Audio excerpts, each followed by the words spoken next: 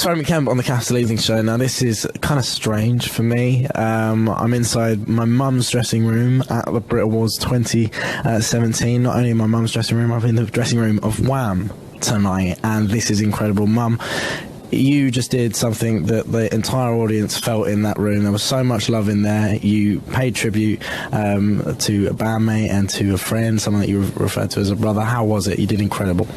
It was really hard to tell how it was because the emotions were so high, and paying respect to someone that you love so much, but also someone you know so personally, but everyone knows as an artist.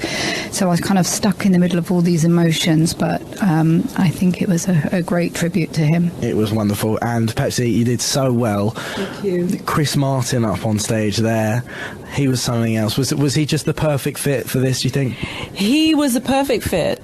And the fact that he wanted to do it was amazing, because I know George just loved his voice, so it was just perfect.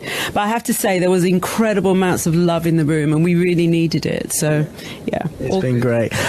Andrew, this is the first time Wham have kind of been back together on stage since, when was it, 1986? Yes, June the 28th, 1986, the final. And what was that moment like? I know obviously you're there paying tribute to such a massive figure, but looking out there and as Pepsi says, seeing the love in the room, did it help it move on? It was a really warm atmosphere in the room, as Shirley's mum has said previously, and it made it easier for us. It was a fitting place to give, and a fitting occasion to give our tribute to our lovely old friend. Yeah. And Mum, it has been something that obviously it's something that's been really hard, obviously for our entire family as well, and everyone else that knows and loves George.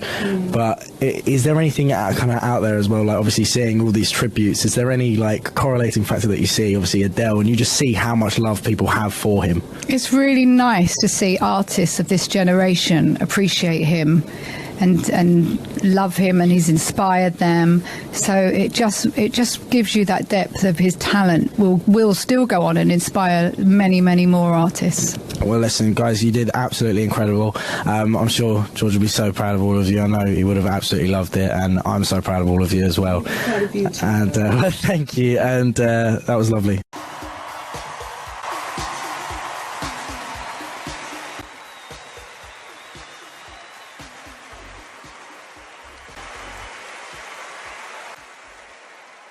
On Christmas Day 2016, the greatest singer-songwriter of his generation, an icon of his era, and my beloved friend George Michael was lost. A supernova in a firmament of shining stars had been extinguished, and it felt like the sky had fallen in. It started out ordinarily enough. In 1975, we were two boys who happened to share a mutual sense of humour, a love of life-affirming music, the artists and records it gave birth to, and a shared sense that we understood it. We monkeyed around recording sketches and jingles in George's bedroom, shoehorned between his drum kit, a keyboard, and the cassette deck that we recorded onto. We larked around and laughed a lot. We were the best of friends. On November the 5th, 1979, I phoned George to say, "It's now or never." Thus, we formed our first band. It sparked, then spluttered, leaving two, who became three. The three of us hung out together, listening to music and making up dance routines to the iconic sounds of the early 80s. Bands such as Haircut 100, Aztec Camera, and the Human League.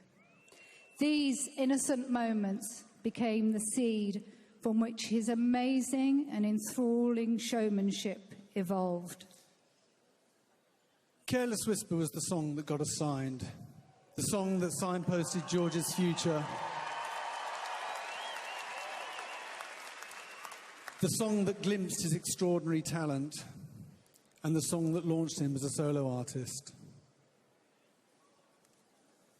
One of my strongest memories is of George and I walking to the post box and sending in big brown envelopes to record companies the boys' first demo cassettes. Sadly, they were all returned a few weeks later with a letter saying, "No, thank you." However, of course, it was their loss. Fortunately, one up-and-coming record label decided to give the boys a chance.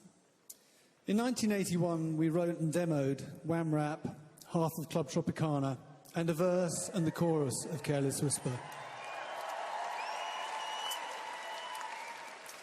Naively, we considered that sufficient to obtain a record deal. We were right, just about. We always knew that George was destined to become a star in his own right.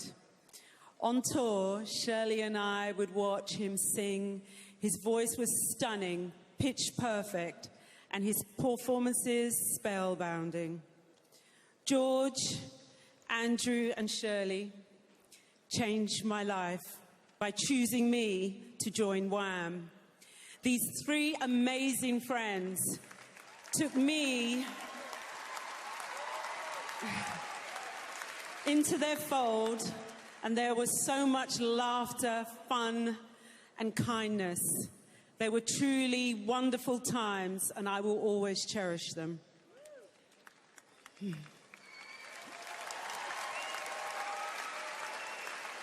George wrote from the heart and from his own experience, and his many fans have shared with me how his music changed their lives.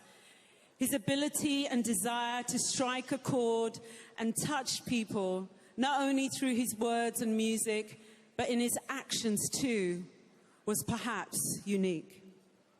The side to George that was unknown was the enormous help he gave to charities.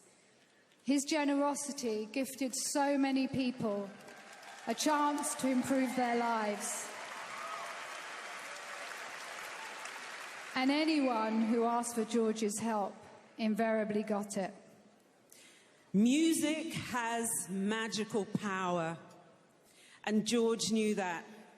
He understood love, loss, happiness, and grief, and in that helped to heal the wounds life inflicted upon us. He lives on in his music and in our hearts, and I will never forget my wonderful friend.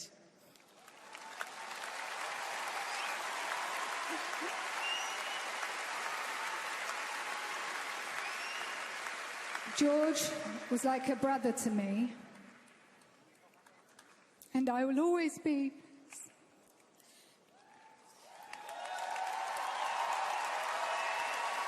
so proud of his incredible achievements.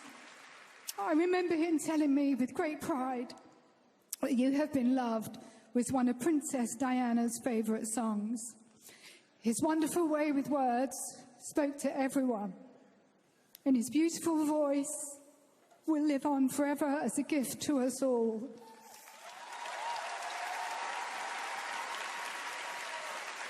George's contribution to the great archive of contemporary music rests alongside the immortals. His is a legacy of unquestionable brilliance, and one which will continue to shine and resonate for generations to come. George has left for us, in his songs, in the transcendental beauty of his voice, and in the poetic expression of his soul, the very best of himself. I loved him, and in turn, you have been loved.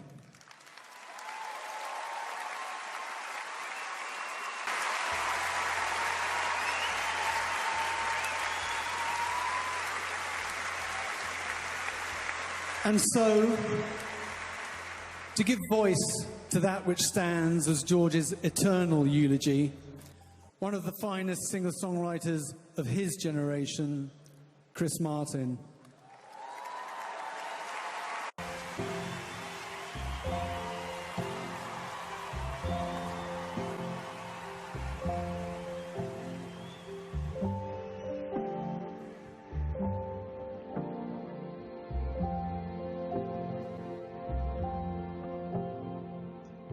I'd say love was a magical flame, I'd say love would keep us from pain. Had I been there, had I been there, I would promise you all of my life, but to lose you would cut like a knife, so I don't dare. No, I don't dare. No, I never come close. In all of these years, you are the only one to stop my tears. And I'm so scared. I'm so scared.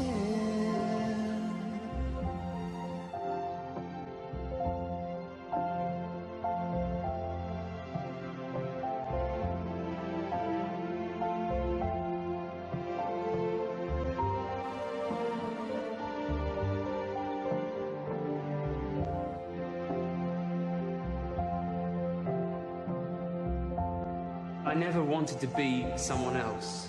I wanted to be a star, and I wanted people to love me and recognize me in the street. As a child, that was what I wanted, but I never really wanted to be someone else.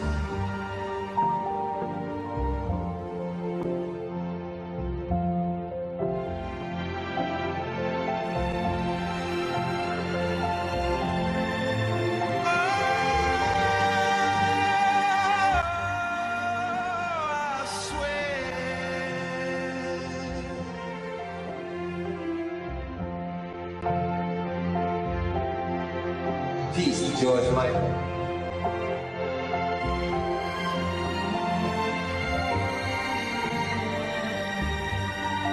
If I could, I would.